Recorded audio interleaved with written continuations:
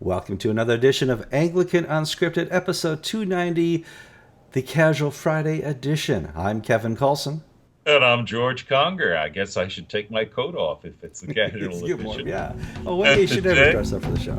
it's May 19th, 2017.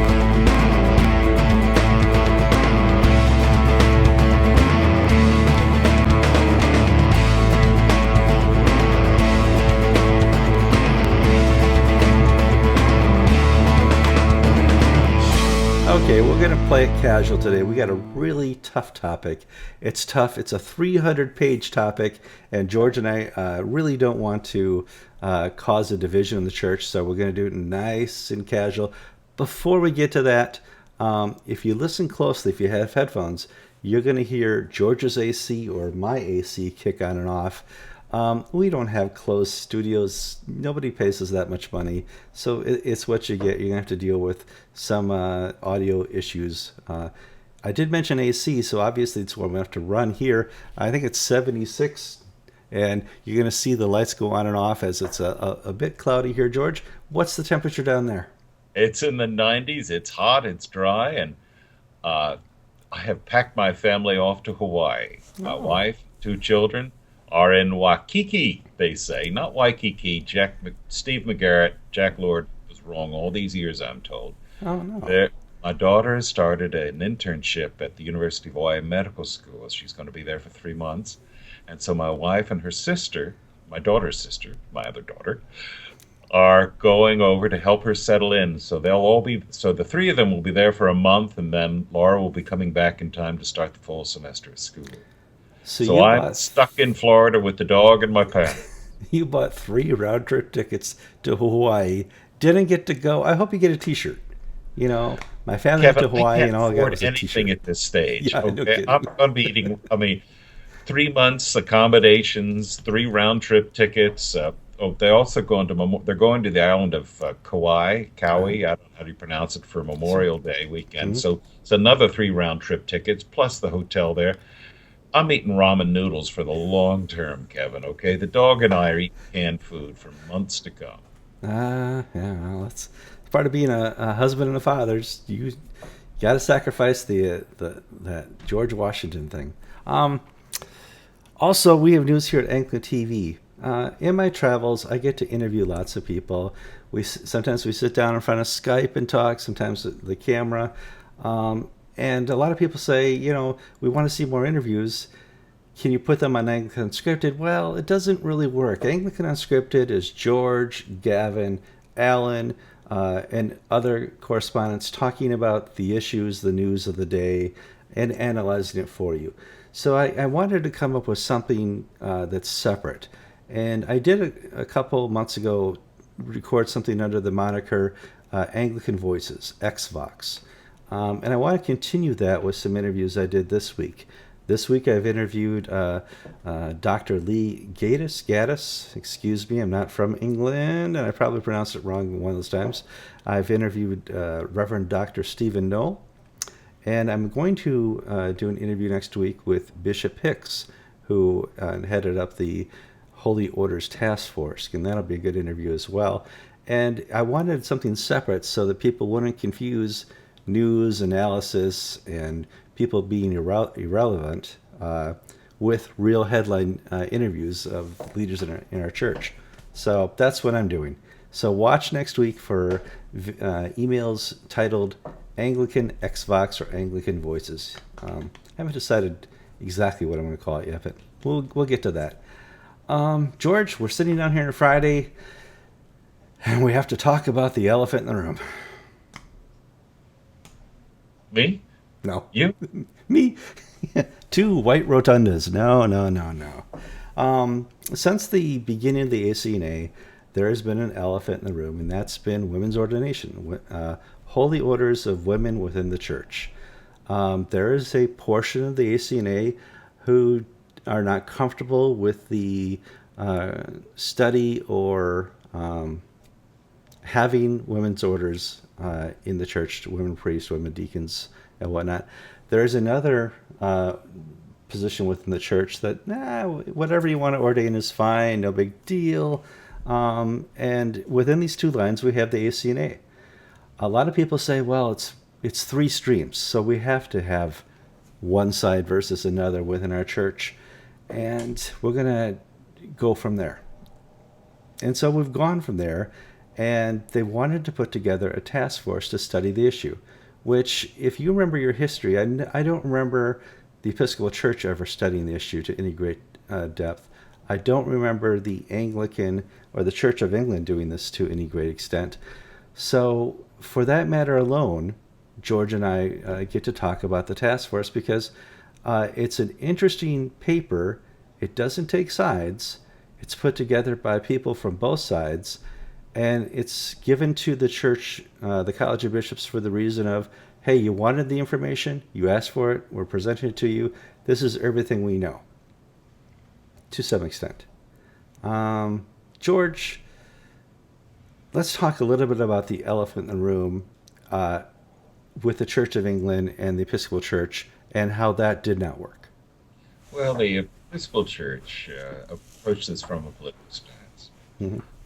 The political battle was fought, and then after the fact, a theological justification was sought. In other words, okay, we've done it, now let's explain why we can do it. Mm-hmm. The Church of England had introduced the theology, but it also was a political process. In other words, where do the votes come down? What is the culture saying? How can we be... well, both churches were captured by issues of justice and sociology first, rather than theology. The Episcopal Church more so. The Church of England went the same direction.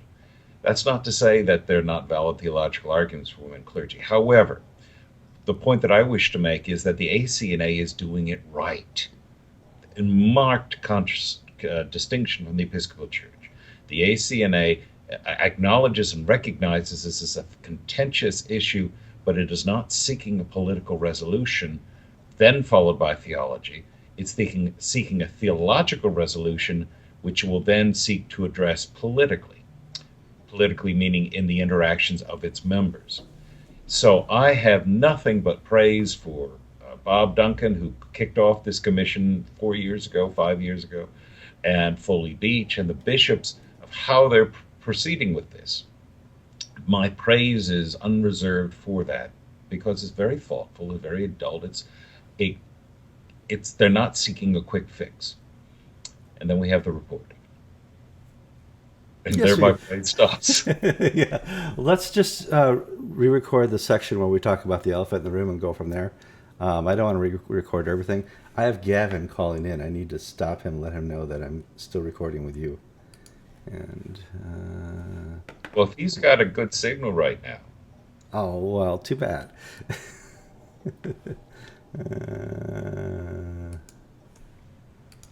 I'm still recording.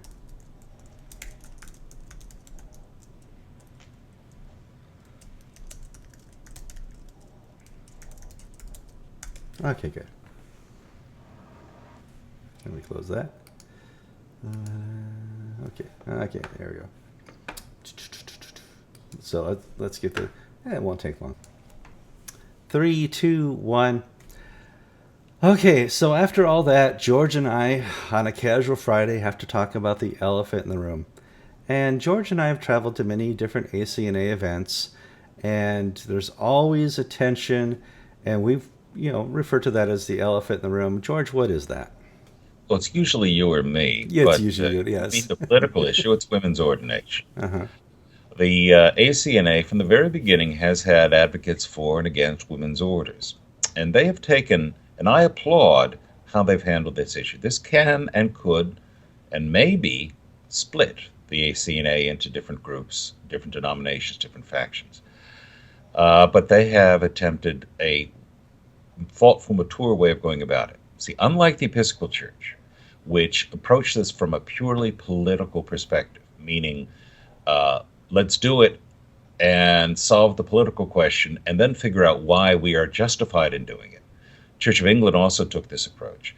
The ACNA is starting from a theological position of let's lay things out, pray and discern, and then once we've come to a decision or consensus, adapt a political solution to implement it. So I have high praise for the program that Bob Duncan kicked off about 4.5 years ago, appointing Bishop Hicks of the REC to lead this commission, which has supporters on both sides of the argument, stalwarts of for and against women's orders, representatives of the different theological perspectives, charismatic, evangelical, Catholic. Mm-hmm. And this is the report they presented this Monday. Right. And there my praise sort of slacks off. It's slant. Well, a lot of George and I often get asked, what is our opinion on women's ordination? And it's so contentious that, women's ordination, that we don't give our opinion. It's just not worth the hassle. No matter what I said, I would lose half my audience. I don't want to do that.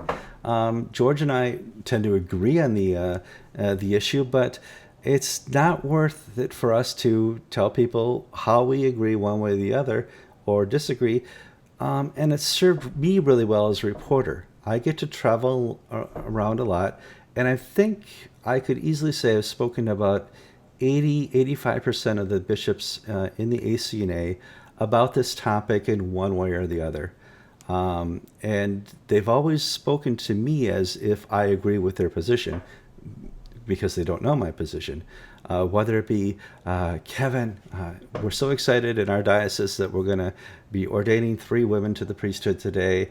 Or Kevin, why on earth do we have women priests? And I'm like, well, tell me more, give me more information. And so I've really gotten a good feel for how the bishops feel about this women's ordination issue, and for maybe the trajectory the church is going to be on, having spoken to so many. And that's something we're going to talk about today. But George, let's talk first a little bit about the task report. The report was 300 pages, and I read it. You and I had advanced copies. You read it too, and I didn't learn anything new. Did you learn anything new?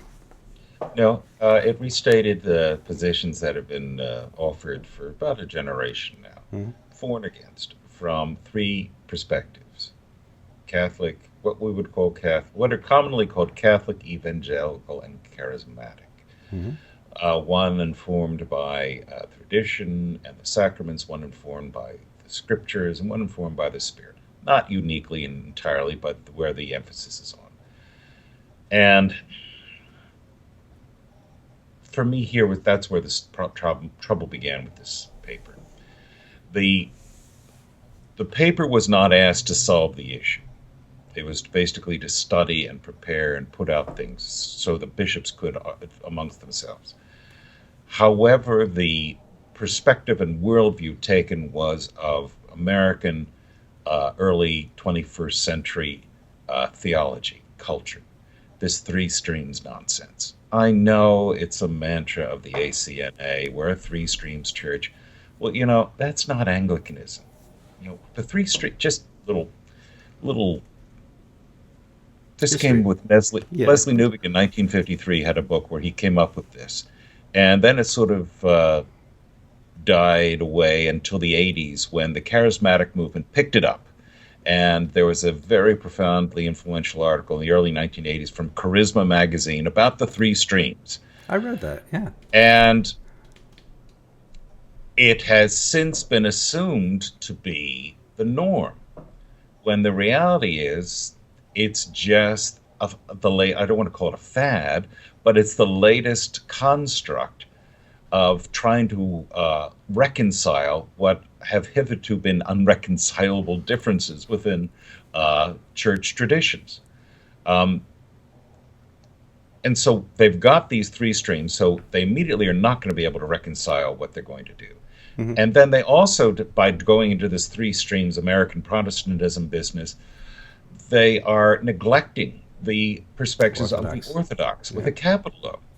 In other words, the Orthodox position is not contemporaneous with the Roman Catholic or the Anglo-Catholic positions. And if the bishops are to be fully informed, they need to have a bigger worldview than just what is academic faddishness. Um, I didn't learn anything, and in fact, I know enough to know that there were mistakes made. Pakistan has women priests, not just women deacons, for instance. Correct. Silly Yeah. things like that. But there was such a missed opportunity here. And Well, I mean, yeah, I see a missed opportunity and you see a missed opportunity, but was the missed opportunity in the rules given to the task force on how they could make it, or they didn't follow the rules?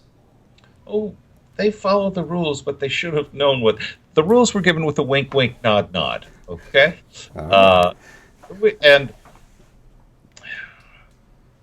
perhaps you what okay, let's they did not fail in their objective. They failed in given an opportunity. Okay. In other words, there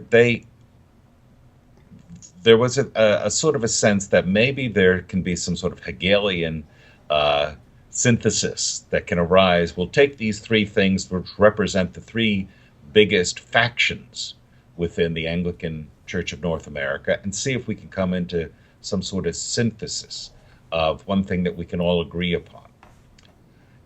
And that's a political solution. Uh, what they had an opportunity to do was to address what is the priesthood? What do we understand it to be? Is Do we have a sacerdotal priesthood where the priest celebrates the sacrifice of the Mass at the altar? Or do we have ministers who have functions? Do we have an ontological priesthood? Do we have a functional priesthood? And as Gavin Ashenden has written in his essays, this is the same issue that's dividing the church over homosexuality. The difference between culture and the immutable faith of Jesus Christ. Now, I'm not going to privilege one side or the other by saying, well, this is really the faith and the other people are cultural innovators. I'm not going to do that. Smart But what guy. I am saying is that here was an opportunity to, instead of just reshuffling the deck of cards, to come up with some new cards. Hmm. And they didn't do it. Yeah. And this will not, nobody's going to read this and come away with, I think to me, what was telling was that nobody on the commission changed their minds over the course of the commission. And I have to say that nobody reading the report, with all their acumen and hindsight, is going to change their mind based on the report. Certainly, the College of Bishops. So now we're left with what's going to happen. This has been a fraught, tense debate over many years, and the biggest fear that everybody has is that this is going to split the church. And I would have agreed with you in the first 2 or 3, 4 years of the ACNA. This was the issue, and George and I know we've been sitting in synods and stuff like that where there's been some very unhappy people wearing purple. But the longer they've been together, there's a different type of unity that they don't seem to want to give up. And I do believe sometime within the next year there will be a vote on whether or not to prohibit, stop, cease, do something about women's orders. I don't know if that vote will pass. I do know there will. I do know. I assume there will be a vote. Whether or not that vote will pass, I do not know. I am pretty sure that no matter what happens, based on my conversations with bishops over these many years, that no matter if there is a vote or not a vote, what happens with the vote, there will be unhappy bishops. There will be unhappy dioceses, no matter which way the vote goes. However, I have not detected a sphere of division and we're going to leave. If they vote to bar women's orders, we're out of here. Or if they don't vote to bar women's orders, we're out of here.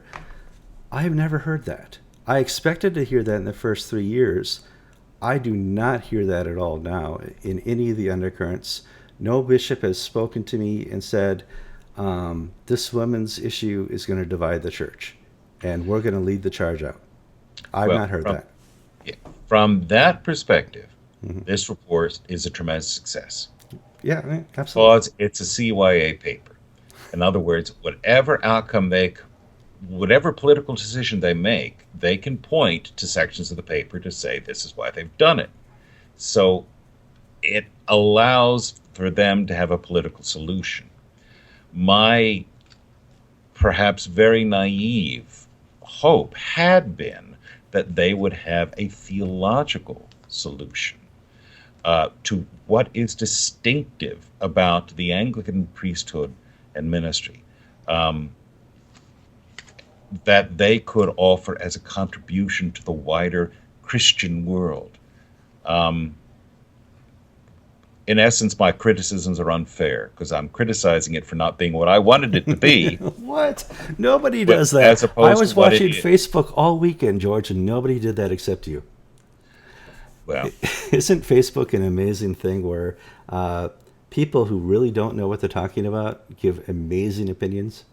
that's just like Anglican Yeah, Unscripted. just yeah. Uh, but again, It's Kevin, exactly I like agree it. with you that the desire for unity uh, within the ACNA is greater than desire for theological consistency. Mhm. Now, that's a good thing in the short run, but what has been the criticism of the Episcopal Church and whatnot is that they put unity above faith. That's something that is, for those conservatives who remain within the Episcopal Church, we are constantly attacked and targeted by those who have left by saying, you put the desire for unity above the foundations of the Christian faith. And there may be something in that. I don't know. But is that not now the path that the ACNA has chosen? That we are going to have two integrities. So now that the Episcopal Church has at the last General Convention in Salt Lake City, the Episcopal Church voted to have two integrities on homosexuality. Homosexuality remains a sin in the Diocese of Central Florida. If you go down to Miami in the Diocese of Southeast Florida, it's not. And the bishops have agreed we're going to have those two integrities. And the Episcopal Church has been lambasted by people saying, how could you be so weak-willed and wishy-washy? Well, the ACNA is choosing to follow that same hermeneutic of two integrities, of deciding not to decide. And I'm uncomfortable with the way it's being done for the Episcopal Church on homosexuality, and I don't think many people, I think there will be a number of people unhappy with how it's being done within the ACNA.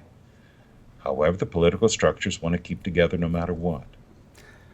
Which, for such a young organization uh, with such vast differences, I can see the desire in doing But so.